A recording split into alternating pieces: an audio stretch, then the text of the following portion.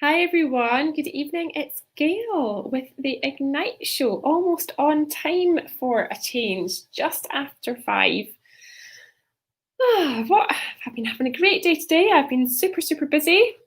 I have been doing some accreditation work today. I was doing that this morning, and this afternoon I was delivering a session on presenting with confidence.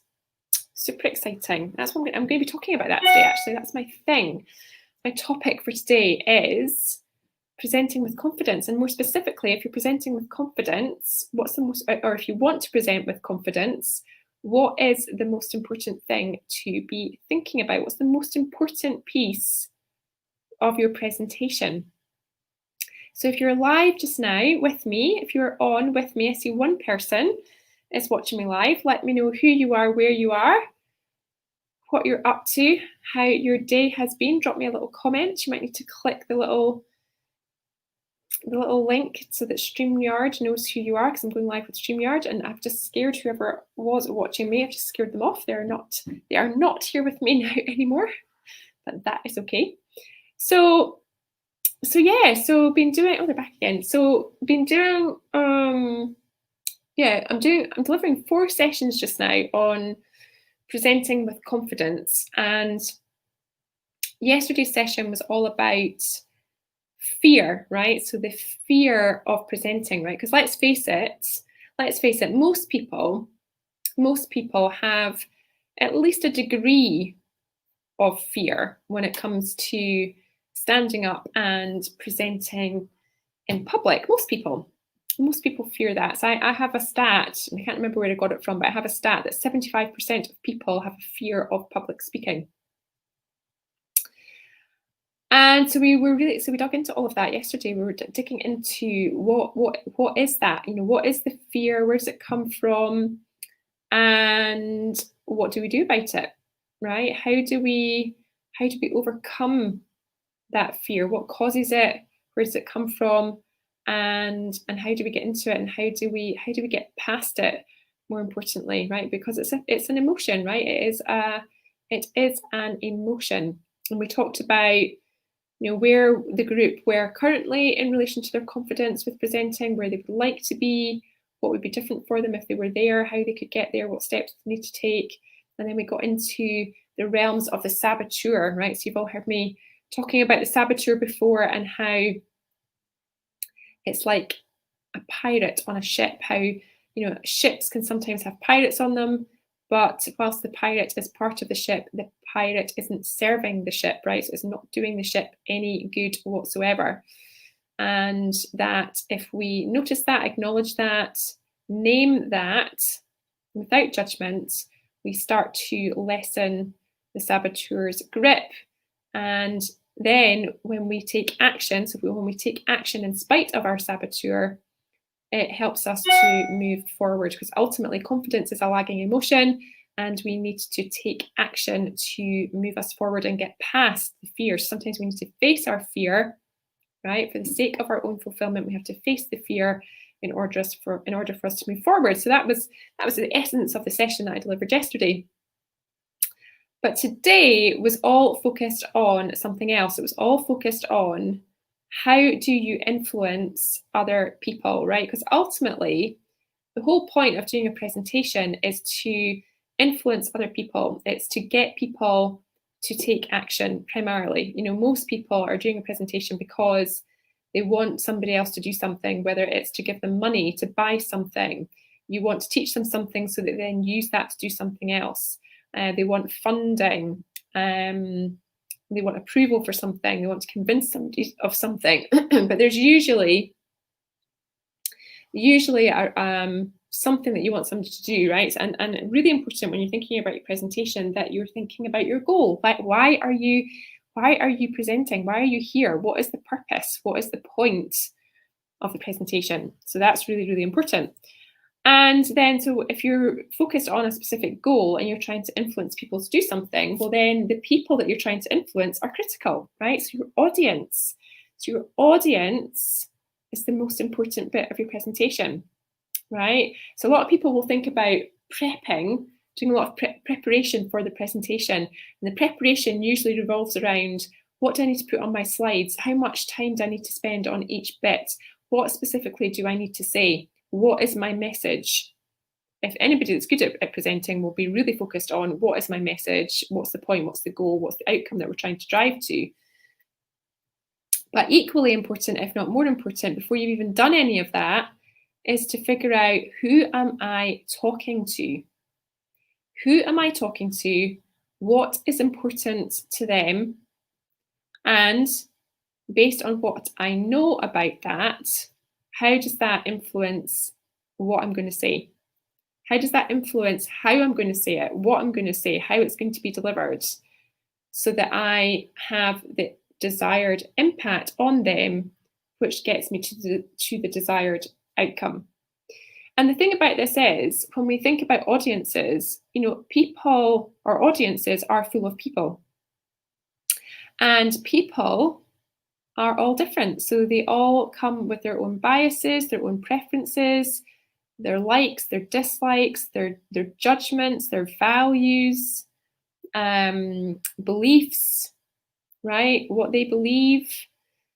And there's just something else I had on my slide now, I can't remember what it was. So values, beliefs, preferences, motivations, desires, judgments, right? Judgment, that's a big one. We all have an inner judge, right? And usually our inner judge is focused on ourselves, but we judge other people as well, right? We are our own biggest judge, but we also judge other people.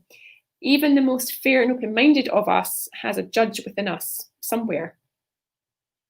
And so, what people hear and what they receive is filtered, right? So you have a message and you're going to stand up and you're going to share a message with people. And, you have an intent and you have a message in mind and you have an outcome in mind. But that message, when it lands on the listener, is then interpreted by the listener. And how the listener responds to your message is based on their own filters, their own biases, right? Based on what they think and how they interpret your message. Because just because you intend it to be interpreted in a particular way doesn't mean it will be. Doesn't mean it will be. People come at this, they're listening to you with their own set of preferences, and they're going to be, hopefully listening to you, but making assumptions, making decisions, making judgments based on what they see and hear you deliver. And, they might like it, they might not. They might like you, they might not. They might be engaged, they might not be. But most of that is driven by who they are as a person, what is important to them, what matters most to them, what their thoughts are. And so your audience, knowing and understanding your audience is critical. And so if we know that, what do we do with that? How do we use that to our advantage? So we use it to our advantage by, when we think about prepping for a presentation, one of the biggest things that we should be prepping when we're thinking about a presentation is knowing and understanding the audience. Who am I going to be speaking to? Who is going to be in the room? What is important to them?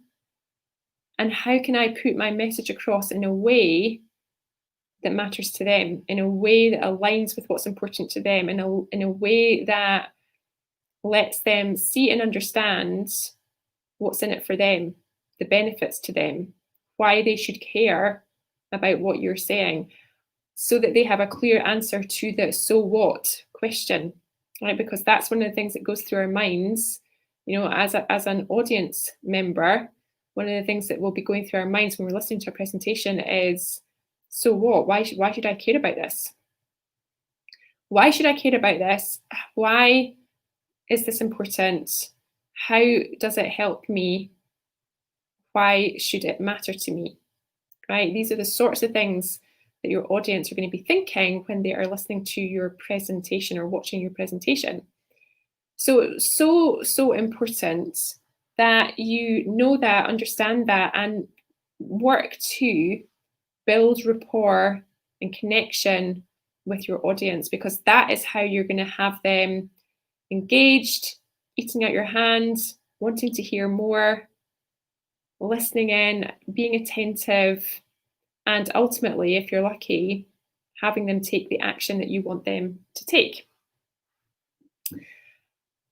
So that's what you need to think about. You need to be thinking about your audience. What is important to them?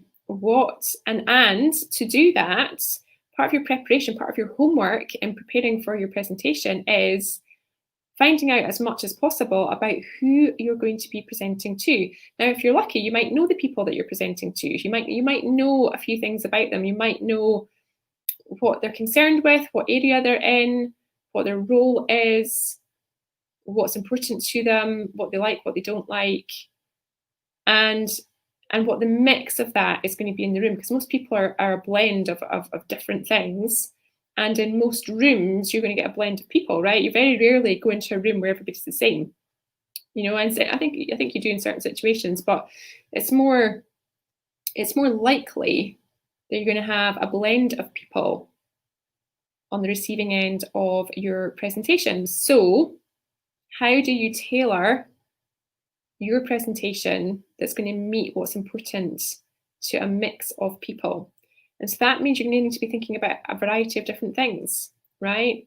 Some people are really practical and they want to know how does something work in practice. So you're going to have to cover that. Some people are really impatient and it's like, just get me to the bottom line. Like what really matters about this? Let's go.